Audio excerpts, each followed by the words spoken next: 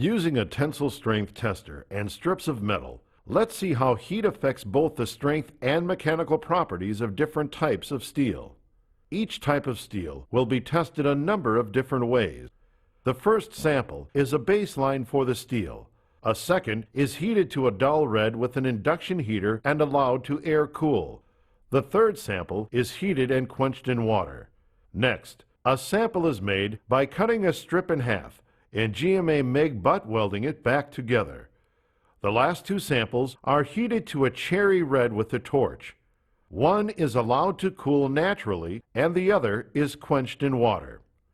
First, let's take a look at some mild steel samples.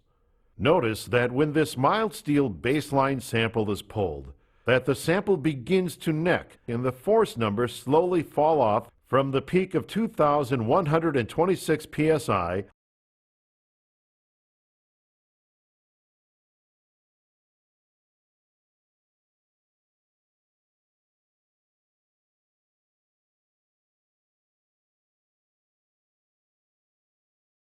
until the sample breaks violently at about 1,000 psi. Watch what happens to the mild steel sample that was heated to a dull red and allowed to air cool. The peak tensile strength actually increases to 2,312 psi.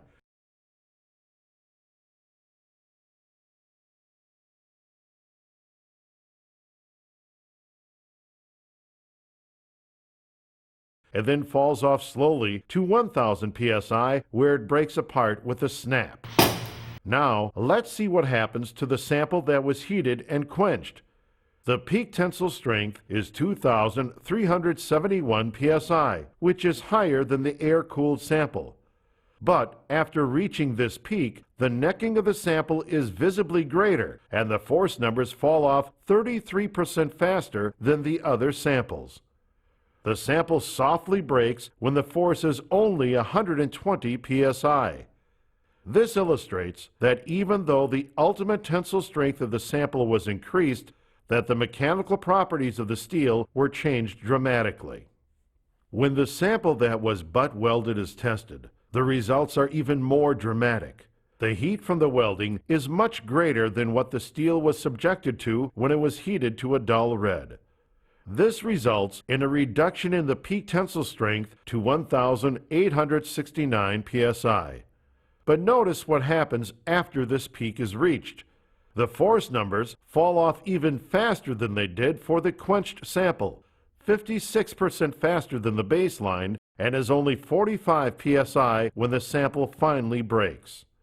Notice that the sample exhibited very little necking, as the heat effect zone from welding is much narrower than the area that was heated with the induction heater. When the entire sample is heated cherry red with a torch and allowed to air cool, the ultimate tensile strength is the highest seen yet at 2,395 psi, and the sample stretches for 18 seconds afterwards as the force slowly falls off to 1,900 psi where the sample breaks. The sample that was heated cherry red and quenched dramatically shows the effect of high heat and quick cooling, as the ultimate tensile strength is 3,288 psi, about 1/3 more than the baseline sample. The mechanical properties are also drastically changed, as the sample exhibits very little necking and breaks in less than 7 seconds at a strength of 2,715 psi. Let's see what happens when we heat a piece of DP 590 steel. The baseline sample reaches an ultimate tensile strength of 3,049 psi and exhibits fair ductility as it stretches for 7 seconds before breaking at 2,564 psi. When we test the DP 590 sample that was heated with the induction heater and air cooled, the ultimate tensile strength only decreases slightly to 2,785 psi. However, notice that the ductility has been changed dramatically, as the sample only stretches for about half the time of the baseline and breaks at 1,697 psi. Now watch what happens to the DP 590 sample that was heated cherry red and quenched. The ultimate tensile strength increases over 60% to 5,061 psi, and the sample stretches for less time than the baseline, breaking at 4,040 psi, indicating a loss of ductility compared to the baseline sample.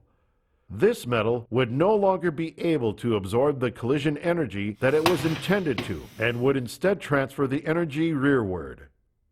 Now, let's run a series of tests on strips of boron alloyed steel.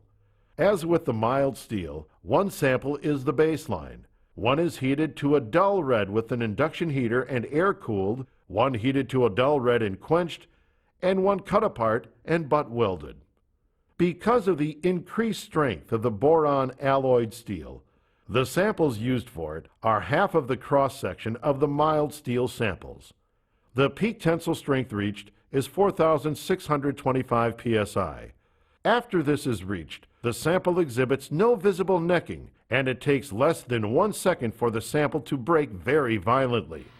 This shows that the steel is very strong and brittle, has very little ductility, and a very low total elongation percentage.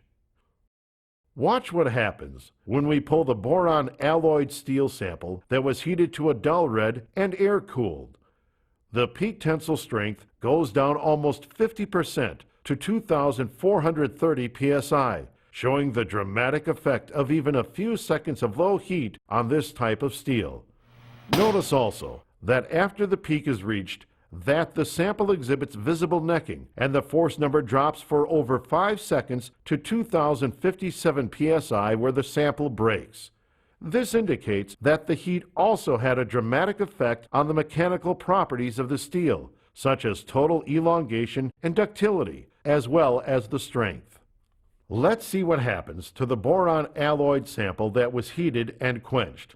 The peak tensile strength increases from that of the air-cooled sample to 3,106 psi.